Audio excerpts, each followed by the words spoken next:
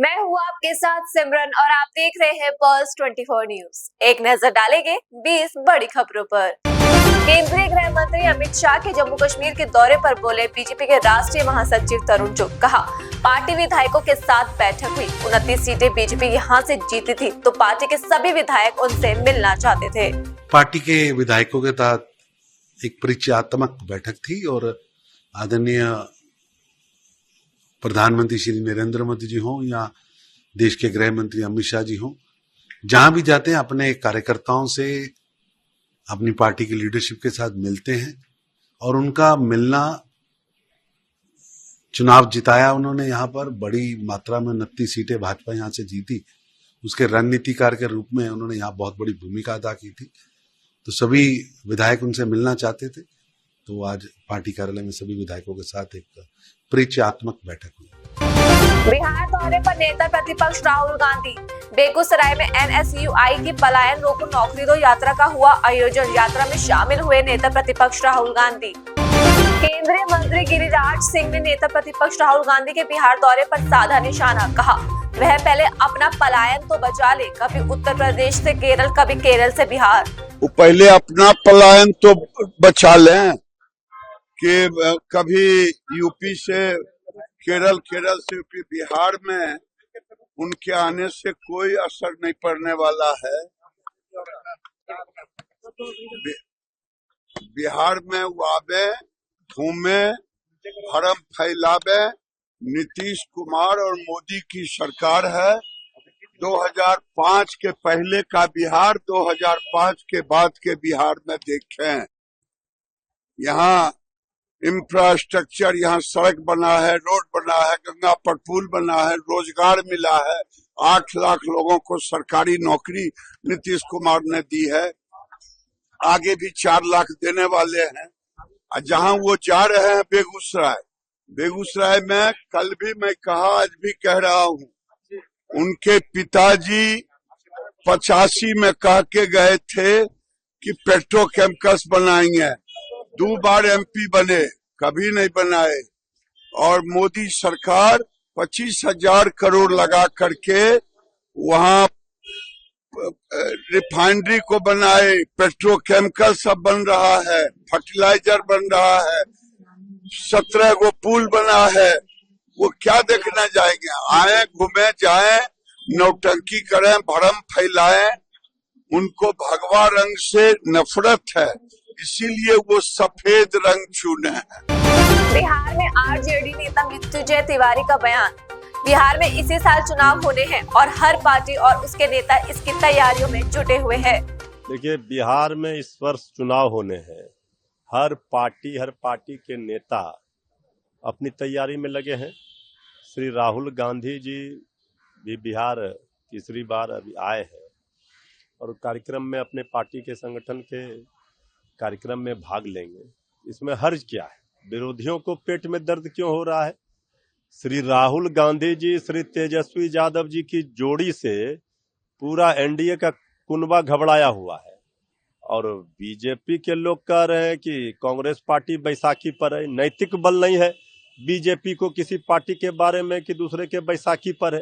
BJP जो खुद ही एक अचेता अवस्था में पड़े मुख्यमंत्री आदरणीय नीतीश कुमार जी के बैसाखी पर वर्षों से है, जो अपना मुख्यमंत्री बताने की हैसियत बिहार में नहीं रखता और न अपने दम पर चुनाव लड़ने की, वो दूसरे पर क्या सवाल खड़े करेंगे? तो मुकाबला बिहार में बिल्कुल साफ है। बिहार की जनता महागठबंधन, इंडिया गठबंधन श्री तेजस्वी यादव जी के नेतृत्व में बनने वाली सरकार के साथ है। अमेरिकी शेयर बाजारों में गिरावट के बीच अमेरिकी राष्ट्रपति डोनाल्ड ट्रंप ने कहा, मैं नहीं चाहता कि कुछ भी गिरे, लेकिन कभी कभी आपको चीजों को ठीक करने के लिए सख्त कदम उठाने पड़ते हैं। शेयर बाजार में भारी गिरावट पर शिवसेना यूबीटी नेता संजय राउत का बयान। कहा बाजार में भारी गिरावट आई है, लेकिन इसका असर पीएम मोदी और अमित शाह पर नहीं दिख रहा। मार्केट डाउन हुआ है आज इंडिया का। टेरिबली मार्केट डाउन हो गया है, लेकिन टेरिबली मार्केट डाउन होने का कोई असर मोदी और शाह जी के ऊपर नहीं दिखता है। अमेरिका में जिस प्रकार से लोग सड़क पर उतरे, क्यों? जो एक वहाँ अलायंस हुआ है, president Trump and Elon Musk में एक अलायंस हुआ है, और एलन मस्क पूरा देश कंट्रोल कर रहा है, पूरा शेयर बाजार वहाँ का उद्योग, वहाँ की फाइनेंस। हमारे देश में भी यही हो रहा है। शेयर बाजार से लेकर पूरा आर्थिक जो क्षेत्र है वो एक उद्योगपति मोदी जी और अमित शाह 3 लोग कंट्रोल कर रहे हैं। अमेरिका के 50 स्टेट में 50 स्टेट में लाखों लोग सड़क पर उतरे हैं डेमोक्रेसी बचाने के लिए। हमारे देश में भी जल्द ही, मुझे लगता है, मुझे विश्वास है, इस देश को बचाने के लिए, इस देश का डेमोक्रेसी बचाने के लिए, इस देश का फ्रीडम बचाने के लिए हमारे देश में भी इस प्रकार से रिवोल्यूशनरी कदम लोग उठा सकते हैं। सर, इंडियन सेबी ने जो काम नहीं किया वो यूएस ने किया हुआ। अदानी का शेयर 4,000 था 1500 पे आ गया सर। नहीं, हमको उनसे सबक लेनी चाहिए। डेमोक्रेसी क्या है? हमारे देश के लोग अभी भी अंधभक्त बने हैं। जब उनकी वो अंधभक्ति की नशा उतर जाएगी तब पता चलेगा हमारे हाथ में, हमारे पॉकेट में कुछ नहीं बचा है, सब कुछ अडानी लेकर चले गए। चेन्नई में बीजेपी नेता सीआर केसवन का बयान, कहा पीएम नरेंद्र मोदी ने डीएमके के झूठ को ध्वस्त कर दिया। डीएमके पूरी तरह से प्रचार की राजनीति पर निर्भर है। Minister Narendra Modi ji statistically and factually demolished the DMK's lies, their fake narrative and falsehoods yesterday. The DMK relies solely on the politics of propaganda. Prime Minister Narendra Modi ji believes firmly in the politics of performance. The DMK is indulging in drama and gimmicks while Prime Minister Narendra Modi ji is focused on giving good governance to India and the people of Tamil Nadu. And it was very clear after the PM speech yesterday how the central government in the past 11 years has given unprecedented allocation for social welfare schemes and infrastructure for the welfare of the Tamil people and the state. Also regarding the boycott of, the CM not coming to the PM's program, Tamil culture is about treating people cordially and hospitably, even if they don't agree with you and even if they differ with you. Now, we say, Vandarai Varavaikum Tamilagam. Here, the Prime Minister is visiting, and yesterday, the Prime Minister is visiting after rescuing 14 fishermen. 14 fishermen were released yesterday. The Chief Minister should have come and thanked the Prime Minister. Chief Minister should learn from Prime Minister Narendra Modi ji on how to treat friends and foes. One would remember last year when the Prime Minister Modi ji was responding to the President's address on the motion of thanks. Srinagar वक्फ कानून को लेकर बोले केंद्रीय मंत्री किरण रिजिजू, कहा जिन लोगों को ये बिल समझ नहीं आया सिर्फ वही लोग नाराज है। ऐसा नहीं है, वो जिसको समझ में नहीं आया वो नाराज है। जिसको अच्छा से समझ आ जाएगा कि हमने वक्फ अमेंडमेंट बिल में क्या प्रावधान किया है, राजनीति को छोड़ के अच्छा से सोचेंगे तो गरीबों के लिए, मुसलमानों में महिलाओं के लिए, जो बैकवर्ड कम्युनिटीज है, बच्चों के लिए, सबके लिए है। आपको पता चलेगा अगले 2-3 साल के अंदर में इसका फायदा बहुत ज्यादा होने वाला है। जम्मू कश्मीर विधानसभा में वक्फ संशोधन अधिनियम पर स्थगन प्रस्ताव अस्वीकार। स्पीकर की ओर से अस्वीकार किए जाने के बाद हुआ जमकर हंगामा। टीएमसी सांसद शत्रुघ्न सिन्हा का बयान, वक्फ कानून को मंजूरी मिलने पर बोले शत्रुघ्न सिन्हा, कहा राष्ट्रपति के पास कोई दूसरा रास्ता था क्या? जब लोकसभा और राज्यसभा से बिल पास हो गया तो उसके बाद उन्हें सिर्फ एक स्टैंप लगाना था। नहीं तो राष्ट्रपति जी के पास कोई दूसरा रास्ता था क्या? महामहिम राष्ट्रपति के पास और कोई दूसरा रास्ता था क्या? जब बिल पास हो गया वहां से लोकसभा से राज्यसभा से पारित हो गया तो उस पे तो एक स्टैंप लगाना था और स्टैंप लगा दिया गया है, मुहर लगा दिया गया है। अब तो बाकी इसका मैं समझता हूँ अब इन बातों का फैसला जनता जनार्दन करेगी और सबसे ज्यादा इन मामले को लेकर अभी लोग सुप्रीम कोर्ट गए हैं और जा रहे हैं। तो मामला अभी शुरुआत है, ये मामला का अंत नहीं है, ये आखिर नहीं है। अभी सुप्रीम कोर्ट में ये मामला अभी बहुत गर्म है और गर्म तरीके से इसको पेश किया जा रहा है सुप्रीम कोर्ट में। उम्मीद करता हूँ, ये आशा है या रादर विश्वास है कि सुप्रीम कोर्ट से हमारे लोगों को, जो लोग इस बिल के बारे में गए हैं सुप्रीम कोर्ट में, उनको इंसाफ मिले। लखनऊ में मंत्री दानिश आजाद अंसारी का बयान। वक्फ कानून को लेकर बोले दानिश अंसारी, कहा तमाम लोग इसका विरोध कर रहे हैं, वे बंद कमरों में इसका समर्थन कर रहे हैं। देखिए, हमें अब ये तय करना पड़ेगा कि क्या हम मुसलमानों के तरक्की के साथ हैं या हम मुसलमानों की तरक्की में रुकावट बनने की कोशिश कर रहे हैं। आज जिस तरीके से वक्फ अमेंडमेंट एक्ट आया है, अगर आप सही मायनों में ईमानदारी से तमाम लोग जो इसका विरोध कर रहे हैं वो बंद कमरों में इसका समर्थन कर रहे हैं और उनके दिल में कहीं ना कहीं ये चाहत थी कि इस तरह का अमेंडमेंट आए, लेकिन केवल और केवल जनता को गुमराह करके कुछ राजनीतिक पार्टियों का एजेंडा पूरा करने की कुछ लोग कोशिश कर रहे हैं। लेकिन मुस्लिम समाज के डेवलपमेंट के लिए वक्फ अमेंडमेंट एक्ट एक बहुत ही अहम कदम है। इतिहास इस अमेंडमेंट को याद रखेगा, क्योंकि जिस तरीके से वक्फ की संपत्तियों का मिसयूज हो रहा था, उसका यूटिलाइजेशन प्रॉपर नहीं हो रहा था, तो यही तो ये अमेंडमेंट कह रहा है कि वक्फ की संपत्तियों का प्रॉपर यूटिलाइजेशन हो, उसका मिसयूज रुके, उस पे अवैध कब्जे हटे, जो अवैध कब्जे वो हटाए जाएं, वक्फ बोर्ड में प्रॉपर जो है रिप्रेजेंटेशन महिलाओं का, पिछड़े पासमानदा समाज का हो। तो इससे विपक्ष को परेशानी है, किसी को भी इससे परेशानी नहीं होनी चाहिए। मोदी सरकार पूरी ईमानदारी से, सजगता से, गंभीरता से मुसलमानों के हितों के लिए खड़ी है। मुजफ्फरनगर में वक्फ अधिनियम के खिलाफ प्रदर्शन करने वाले 300 प्रदर्शनकारियों को नोटिस जारी। कांग्रेस प्रवक्ता सुरेंद्र राजपूत ने कहा, ये बेहद चिंताजनक है। ये अपने आप में बहुत दुर्भाग्यपूर्ण है। अगर हम किसी चीज का विरोध कर रहे हैं, संविधान विरोधी बिल का विरोध कर रहे हैं और उनको नोटिस दिया जा रहा है, तो ये अपने आप में बेहद चिंताजनक विषय है। कहीं ना कहीं संविधान के विरोध में ये बात है। संविधान हमें हमारा हक देता है किसी भी चीज का विरोध करने के लिए। अगर उन लोगों ने कोई तोड़फोड़ की, संपत्ति को नुकसान पहुंचाया, वो बात अलग है, लेकिन अगर वो शांतिपूर्ण तरीके से विरोध प्रदर्शन कर रहे थे तो उनके ऊपर इस तरीके के नोटिस दिए जाना संविधान के विरुद्ध भी है, देश की एकता अखंडता के विरुद्ध भी है, और कहीं ना कहीं एक समुदाय को दबाने के लिए काम किया जा रहा है, ऐसा हमारा आरोप है। इसके लिए कांग्रेस पूरी तरीके से उन सब लोगों के साथ खड़ी है और हम उनको न्याय का, नैतिकता का और संविधान का संपूर्ण साथ देंगे।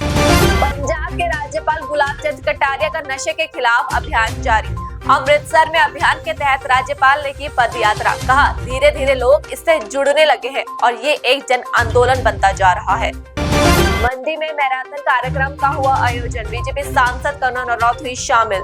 ये धीरे धीरे जनता ने जुड़ाव शुरू हुआ, जन आंदोलन बन रहा है। मेरी इच्छा भी यही है कि जनता ही इस सारे कमान को अपने हाथ में लेकर के अपने अपने गांव को, अपने अपने शहर को, अपने अपने वार्ड को, अपने अपनी तहसील को है ना नशा मुक्त बनाने के लिए ऐसे ही जन जागरण शुरू करें तो उसका सामूहिक असर आएगा और जनता जुड़ेगी तो सफलता मिलेगी। आज अमृतसर में तीसरा दिन है, कैसा रिस्पॉन्स रहा अमृतसर? देखो, आज 2 दिन मेरे अमृतसर में, आज और कल, बाकी मैं 2 दिन और अमृतसर जिले में था। उसके पहले 2 दिन में गुरदासपुर जिले में था। तो मैं सोचता हूँ ग्रामीण क्षेत्र की जनता भी इस अभियान से बहुत मन से जुड़ रही है, तो इससे लगता है कि जनता का अभियान बन जाए। हमारी भी इच्छा यही है कि हमारा अभियान बन के नहीं रहे, तो जनता जुड़ रही है, बहुत अच्छा लग रहा है। भुवनेश्वर में योग महोत्सव का उद्घाटन किया। बीजेपी सांसद संबित पात्रा ने किया शुभारंभ। कहा, उड़ीसा में योगा दिवस का काउंटडाउन शुरू हो गया।